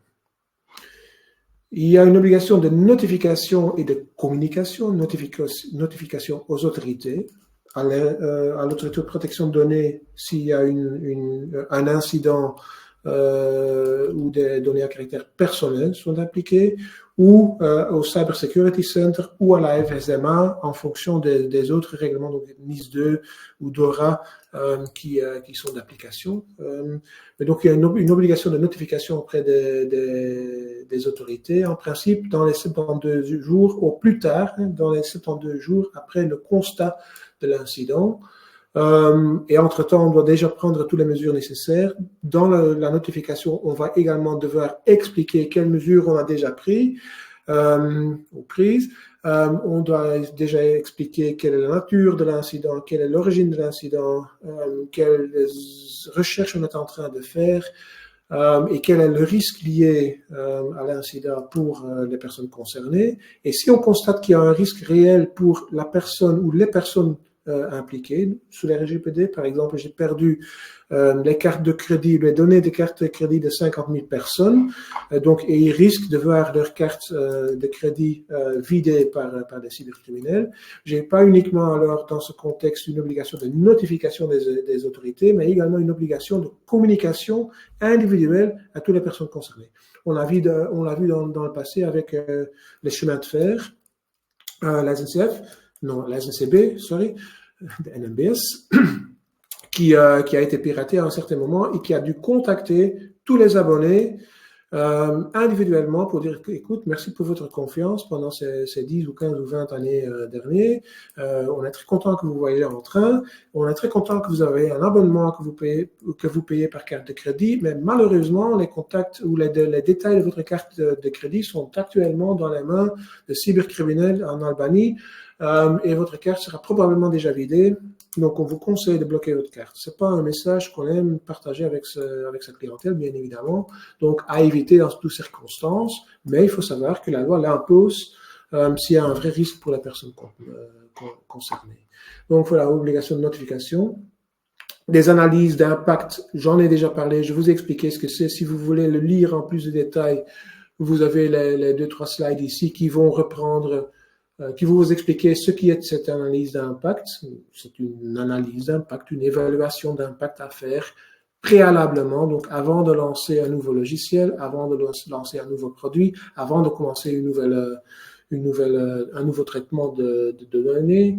Dans certains cas, s'il y a un certain nombre de critères, et si plus que deux ou plus critères sont remplis, par exemple, il y a surveillance automatique et des personnes vulnérables ou moins sécurisées dans le donc des jeunes, des personnes âgées, des personnes avec un handicap. Donc, surveillance et vulnérabilité ou nouvelles technologies et prise de décision automatique ou connecter des différentes bases de données et traitement à grande échelle. Du moment qu'il y a deux critères qui sont remplis, on doit faire cette analyse d'impact préalable, donc avant de lancer son service. Et donc, j'ai repris un petit flowchart pour vous expliquer comment ça fonctionne. Donc voilà. Et puis, quelques conseils ou consignes qui sont reprises dans l'RGPD et qui peuvent vous aider au niveau cybersécurité dans l'entreprise. Quand on parle de données, et l'RGPD va parler de données à caractère personnel, mais quand on parle de données en général, toujours travailler sur base d'un need-to-know basis. Quelqu'un qui n'a pas besoin d'avoir accès à certaines données ne devrait jamais avoir accès à ces données. Je vois trop d'entreprises où tout le monde sait tout lire et tout copier et tout accéder, même si c'est pas nécessaire du tout, où des gens du service comptabilité ont accès aux dossiers des ressources humaines et vice-versa. C'est une erreur de base qu'on doit à tout prix éviter. Need to know basis. En principe, si on veut sécuriser ces données, selon, enfin, pas uniquement selon moi, mais selon des experts d'RGPD en général, la meilleure solution, c'est toujours d'avoir un endroit où des données sont stockées, un endroit bien sécurisé, parce que plus qu'on multiplie les endroits où des données se trouvent, moins qu'on a du contrôle sur ces différents endroits, plus qu'on a un risque de voir un de ces endroits compromittés. Si je sais que tous mes données sont sur un serveur avec accès limité, avec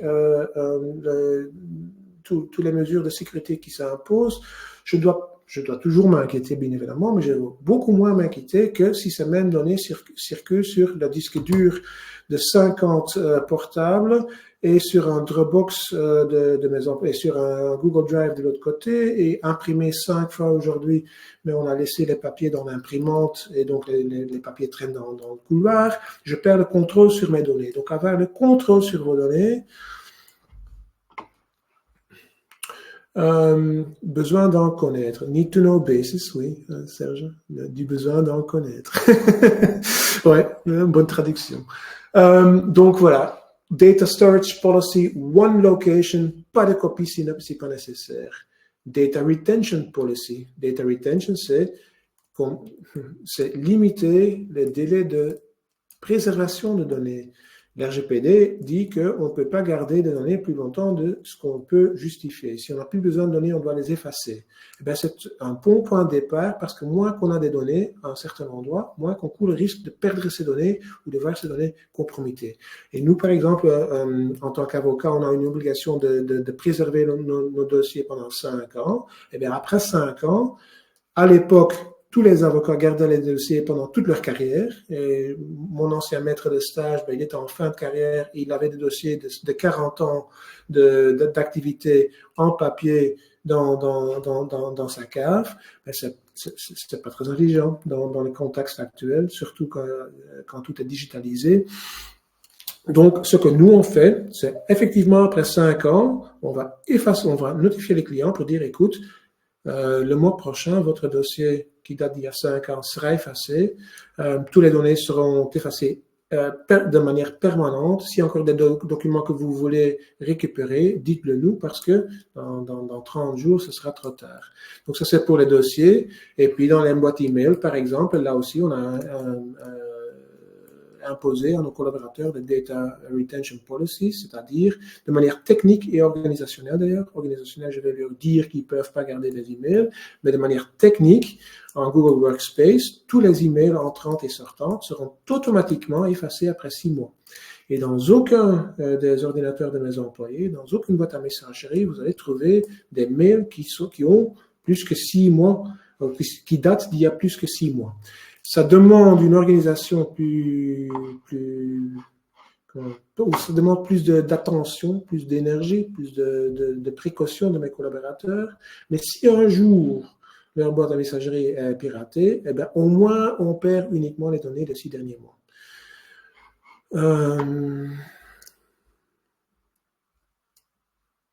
Ah oui, Serge a raison. Serge nous dit qu'un aspect à peu près toujours oublié est le disque dur de 160 gigs installé dans l'imprimante ou la photocopieuse. Et l'imprimante ou la photocopieuse, qui est très souvent connectée d'ailleurs, wireless, en Bluetooth ou en Wi-Fi, donc c'est un appareil connecté, très souvent connecté aussi avec des serveurs. Si vous avez une imprimante HP par exemple, on sait les commander avec des applications d'HP, donc il y a des données qui circulent entre votre portable, votre smartphone, les serveurs d'HP et l'imprimante au travail, il y a un échange de données en permanence, eh bien, c'est un point faible parce qu'effectivement, personne n'y pense. Enfin, tous les appareils Internet of Things d'ailleurs, tous les appareils connectés sont potentiellement, parce que c'est quelque chose qu'on oublie très très souvent de vue, mais ce sont des points faibles. Et donc voilà, email policy, password policy, bring your own device. Est-ce que l'employé peut travailler sur son propre portable, sur son propre smartphone, oui ou non? Et qu'est-ce qu'il peut faire sur son propre appareil? Homework policy, c'est très bien d'avoir tout le monde à travailler à domicile, mais comment est-ce qu'ils travaillent à domicile? Est-ce qu'ils ont un firewall, antivirus? Est-ce qu'ils ont un portable qui est uniquement pour le travail, qui n'est pas utilisé de manière privée? J'ai eu un cas où, par exemple, cette dame était responsable de marketing pour une grande chaîne de carrelage dans ce pays, une indépendante. Elle travaillait très souvent de chez elle et elle utilisait le même portable pour son travail que pour le privé. Et le portable était également utilisé par son fils, qui à un certain moment a installé un jeu, télécharger un jeu, et avec le téléchargement du jeu, un keylogger virus, donc un virus qui va lire et suivre tout ce qu'on tape sur le clavier, est enregistré alors, et donc le lendemain, elle entre le mot de passe du MailChimp, du compte MailChimp pour envoyer les newsletters, et tout ce qu'elle tape sur le clavier est enregistré, donc également le mot de passe, et 2-3 heures plus tard, il y a un phishing mail qui part à 500 000 clients en essayant de récupérer les données de cartes de crédit. Chers clients, merci pour votre confiance. On est en train de se mettre en conformité avec l'RGPD. C'est très cynique. On est en train de se mettre en conformité avec l'RGPD. Tous vos données semblent être à jour, mais au manque vos données de carte de crédit. Et dans les 550 000 personnes, il y en a 200 ou 300 qui répondent à ce mail avec les données de carte de crédit. Et bien, ces cartes étaient vidées, bien évidemment. Donc, homework policy, point faible dans l'organisation quand on parle de cyber security. Printer policy, voilà donc Serge, c'est pas que j'étais pas au courant, mais donc printer policy, qu'est-ce qu'on peut imprimer, comment est-ce qu'on peut imprimer, comment est-ce qu'on peut sécuriser l'imprimante, comment est-ce qu'on peut vider la mémoire de l'imprimante, est-ce qu'on peut utiliser des applications à distance pour imprimer sur l'imprimante, où est-ce qu'on met l'imprimante? J'ai vu des entreprises où l'imprimante est placée dans les couloirs où il y a des visiteurs qui passent. Et tout le monde qui passe dans le couloir peut prendre le papier de l'imprimante et les amener à la maison. C'est pas cybersécurisé, c'est sécurité dans le sens strict, c'est sécurité en général. Mais bon. Donc voilà, et c'est quelque chose qui ne s'arrête pas jamais, qui s'arrête jamais. C'est Eat, Sleep, RGPD et Repeat ou Cyber Sécurité et repeat, donc ça recommence tous les jours, c'est un travail en permanence. Cyber security audits, et c'est pas très cher pour la plupart des entreprises. On a des partenaires techniques avec lesquels nous on travaille qui vont faire des cyber security audits, des audits techniques. Nous on fait des audits juridiques, on les fait combiner. On offre des solutions combinées et du point de vue juridique, ça sera une analyse des contrats avec tous vos fournisseurs, des clauses de responsabilité, les garanties, service level agreements, maintenance and support agreements que vos fournisseurs informatiques peuvent vous offrir, vos assurances, donc ça c'est la partie juridique, toutes les politiques internes pour les employés et donc les cyber security audits du point de vue technique, et ce sera des tests d'intrusion, des tests de sécurité sur vos systèmes. On a des partenaires avec qui on travaille, mais il y a plein de sociétés qui le font et je vous conseille de le faire au moins une fois par an. Ça vous coûtera, ça dépend du fournisseur, de votre taille d'entreprise, mais à partir de 1 500, 200, 2000 euros, vous avez un bon cyber security audit qui va vous identifier les risques que vous couvrez et qui va vous permettre de solutionner ces risques ou d'éliminer ces risques. Et ça peut vous épargner beaucoup d'argent.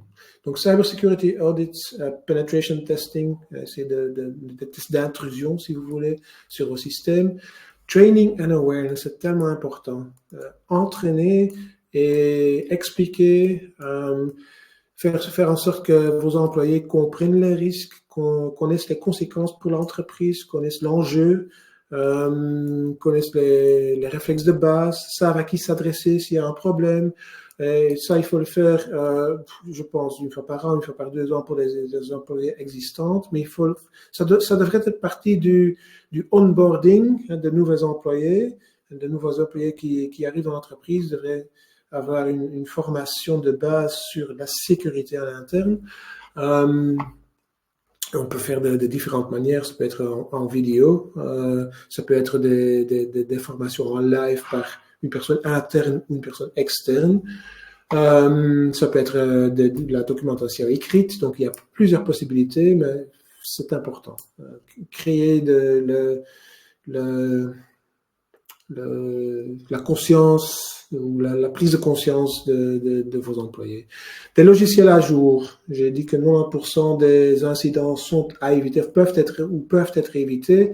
Eh bien, une manière pour éviter des piratages, c'est de faire sûr que vos logiciels sont à jour, parce que les logiciels dont je vous ai parlé au début, qui sont utilisés par des hackers, par des cybercriminels, pour entrer dans vos systèmes, ils vont toujours partir, ils vont faire des analyses automatisées de tous les systèmes, tous les sites web, tous les serveurs qu'ils peuvent trouver en ligne.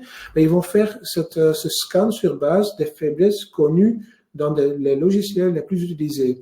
Et où se trouvent ces faiblesses? Dans des anciennes versions de logiciels, parce que les développeurs de logiciels, les Microsoft et les Google de ce monde, dès qu'ils sont au courant d'une faiblesse dans un système, ils vont faire un patch dans la nouvelle version de leur logiciel. Et donc, la porte, le trou, la faiblesse n'existera plus dans la nouvelle version.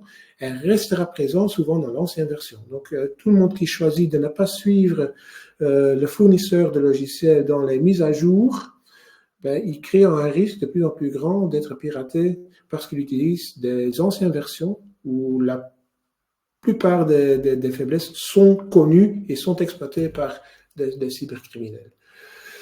Des mesures pratiques de two-factor authentication, password policy, encrypter vos données, de sorte que même si quelqu'un arrive à mettre ses mains sur vos données, il ne saura pas les lire parce qu'ils sont encodés, encryptés.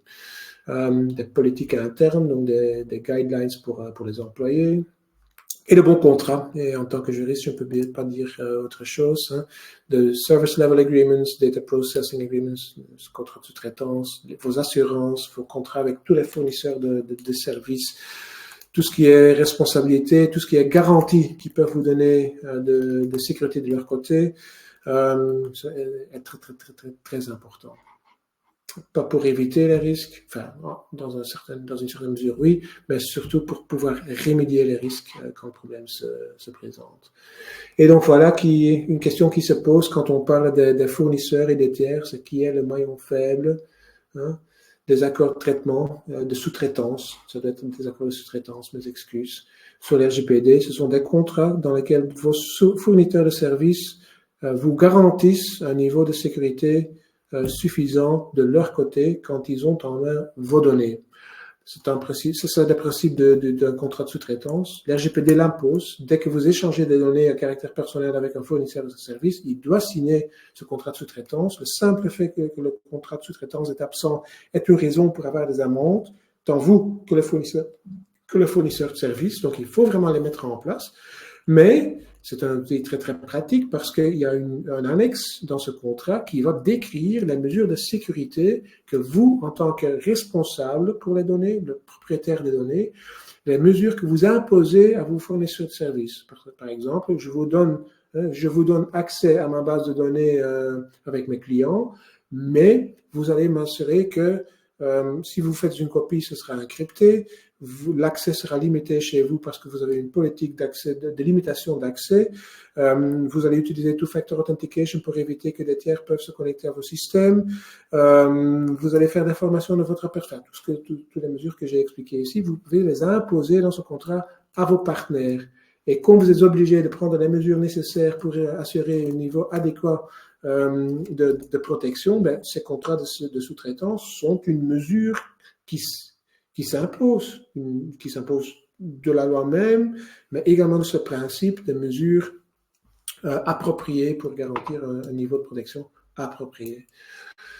Donc voilà, des contrats de sous-traitance très importants et faire ce que j'appelle un vendor assessment avant de choisir un fournisseur de services informatiques, faire une analyse pas uniquement sur qu'est-ce que ce logiciel peut faire et qu'est-ce que ça coûte, mais également qu'est-ce qu'il peut faire, qu'est-ce que ça coûte et qu'est-ce qu'on peut nous garantir au niveau sécurité. Ça doit faire partie de la prise de décision ou du choix pour un fournisseur vis-à-vis d'un autre fournisseur. Donc, vendor assessment est très important, je pense, pour éviter de faire le mauvais choix et de choisir quelqu'un qui est peut-être moins cher, mais qui ne peut pas garantir la sécurité de vos données.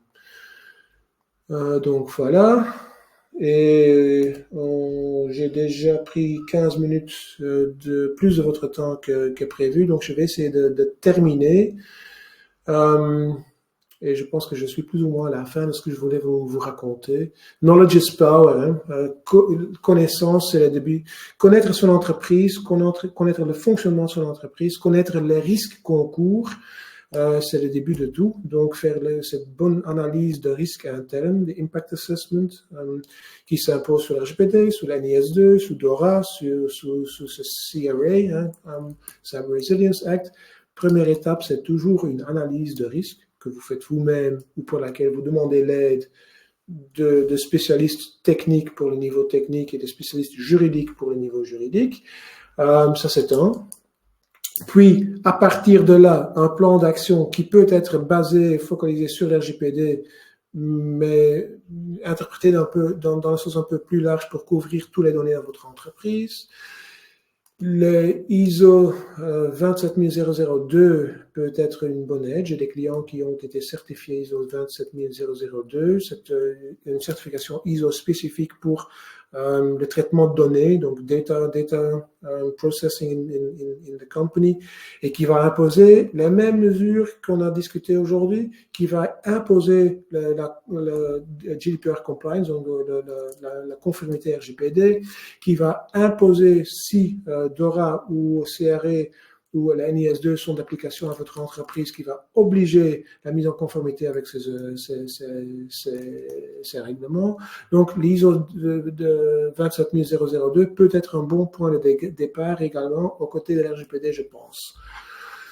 Cyberconformité, se mettre en conformité avec les règles, bien évidemment, et puis assurance.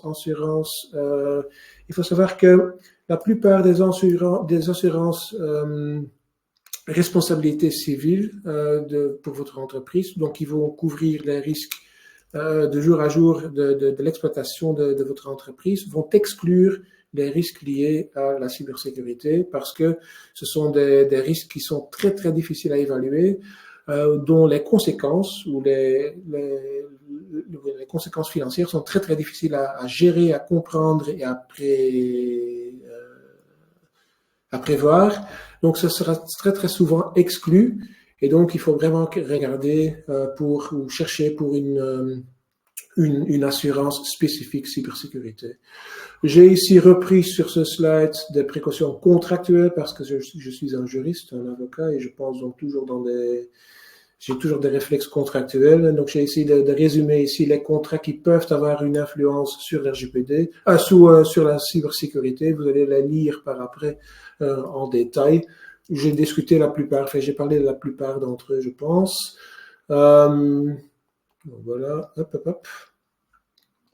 Et donc, oui, ça c'est moins important, les précautions à prendre. On en a déjà parlé aussi. Et je vais pas vous ennuyer avec cela parce qu'on prend déjà beaucoup trop de temps. J'avais encore un petit chapitre sur le Incident Response Team and the Incident Response Plan. Comment agir en cas d'incident. Qui est-ce qui doit figurer dans le Incident Response Team? Votre DPO, votre CISO, quelqu'un du service juridique, la communication, Customer Care s'il y en a, et quelqu'un de HR et de finance éventuellement. Ce seront normalement les personnes dans cette équipe. Tout le monde aura ses responsabilités, bien évidemment, en fonction de sa fonction. Et hop. Et qu'est-ce qui doit figurer dans le Incident Response Plan, donc dans le plan de réponse aux incidents, ben, il doit être court, clair et lisible, basé sur des processus et des flux ou des procès, des flows qui peuvent marcher, fonctionner en pratique, donc ils sont effectivement faisables et réalisables. Une procédure d'escalation, donc qui prévoit très bien à partir de quand le management doit être impliqué, oui ou non, qui prend en vue toute l'organisation et pas uniquement les aspects informatiques et ou les aspects juridiques. Et donc voilà, c'est un peu ça. Qui doit agir, comment, quand, qu'est-ce qu'on doit documenter, qui prend les décisions, qu'est-ce qu'on communique, quand est-ce qu'on doit notifier les autorités. Tout cela figure dans votre plan de réponse aux incidents. Je l'ai repris ici et vous aurez le slide par après, donc vous pouvez relire en détail par après. Ça, c'est un peu d'autopublicité, pas directement utile pour vous parce qu'on parle ici au milieu de ce slide des subsides que la communauté flamande a prévu pour des cybersecurity verbetertrajecten. Il y a 9 fournisseurs de services qui ont été reconnus par le gouvernement flamand pour donner de l'assistance aux entreprises dans les mises à conformité cybersécurité. Nous, on en a une avec nos partenaires juridiques et on offre les mêmes services. C'est pour ça que je l'ai repris également en dehors des subsides, bien évidemment. Mais ça sera un peu moins cher parce que la communauté flamande paye 45% des frais. Donc voilà. Sinon, si vous avez besoin d'aide au niveau cybersécurité et ou RGPD, dans notre webshop sur siriuslegal.be, vous allez trouver, malheureusement uniquement en néerlandais pour l'instant, on est en train de faire la traduction, mais un certain nombre de produits avec des prix fixes qui peuvent vous aider à vous mettre en conformité. Est-ce qu'il y a des questions qui n'ont pas été posées ou n'ont pas été répondues? Merci Bart, je fais un petit récapitulatif, ça va mal décidément pour le français, récapitulatif je pense. Je passe en revue un peu les questions. Quant au RGPD et les législations qui sont là par rapport, on entend souvent la structure d'une entreprise qui a déjà un certain nombre de personnes et d'employés. Maintenant, pour une petite entreprise, une personne toute seule ou 2, 3, est-ce que les mêmes règles s'imposent et est-ce aussi rigide? Oui. Pour tout ce qui est la réglementation cybersécurité, donc la NIS2, DORA et le Cyber Resilience Act, ça c'est pour les grandes entreprises dans les secteurs dont j'ai parlé, donc ça c'est pas pour le petit indépendant, pour la petite PME. L'RGPD, malheureusement, même si on est un indépendant entrepreneur, on travaille tout seul, et même si on n'a que 5 clients, du moment qu'on va traiter les données à caractère personnel de manière plus ou moins systématique. Et systématique, ça veut dire j'ai 5 clients et j'ai un carnet d'adresses avec les données de contact de 5 clients là-dedans. Ça, c'est déjà traitement de données systématique. Du moment qu'on est là, on est soumis à l'RGPD. Il n'y a pas moyen d'échapper. Même, par exemple, le conseil de parents de l'école de mes enfants ici à côté, ils n'ont même pas de structure juridique. C'est une association de fait. Mais comme on traite des données à caractère personnel des parents des enfants dans l'école, ben, on est soumis à la RGPD. Moi, j'ai choisi de ne rien faire pour l'école de mes parents, de mes enfants, exactement parce que c'est une association de fait. Et dans une association de fait, tous les membres sont tenus responsables individuellement pour les engagements et les actions de l'association. Donc, moi, je ne veux rien faire parce que je sais qu'il n'y a pas la moindre mesure qui a été prise au niveau RGPD. Et donc, des risques d'encourir des amendes considérables.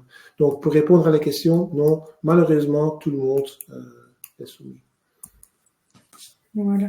Ben, merci beaucoup pour ces explications très claires et non exhaustives, je vais dire, parce qu'il y a quand même encore beaucoup à... Il y a beaucoup plus. On va continuer des heures, mais effectivement, il commence à se faire tard. Je pense que j'aimerais remercier tout le monde d'être resté avec nous. J'ai encore une communication à faire, c'est que par rapport au plan d'action, l'analyse des risques, des checklists pour conclure des bons contrats avec ses fournisseurs et ses sous-traitants, nous avons plusieurs documents et d'autres webinaires qui ont été consacrés à ça que vous retrouverez tous sur becybersafe.be. Donc, on essaye vraiment d'alimenter la plateforme et de vous aider à faire à prendre les actions nécessaires pour devenir plus résilient en matière de cybersécurité. Et le premier pas, c'est de s'en rendre compte et de commencer tout simplement à y réfléchir. Voilà. Donc, merci à tous. Je vous souhaite encore une belle soirée. J'espère que vous allez dormir bien malgré la tartine juridique qu'on vient de prendre. Mais merci beaucoup, Bart, d'avoir fait l'effort et de nous avoir expliqué ça dans un langage plus ou moins humain quand même. Donc... Avant d'aller dormir ce soir, tout le monde changeait encore vos mots de passe partout. Voilà. C'est effectivement un des conseils qu'on a vu revenir dans tous les webinaires, dans toutes les checklists, les mises à jour et les mots de passe et les authentificateurs à deux, je sais même pas comment on les appelle encore, à 2 facteurs. Voilà, c'est ça. Voilà, je termine. Belle soirée à tous et toutes, et à la prochaine, le 24 juin, j'espère, pour le prochain webinaire qui sera un guide pratique. Merci beaucoup. Bonne soirée.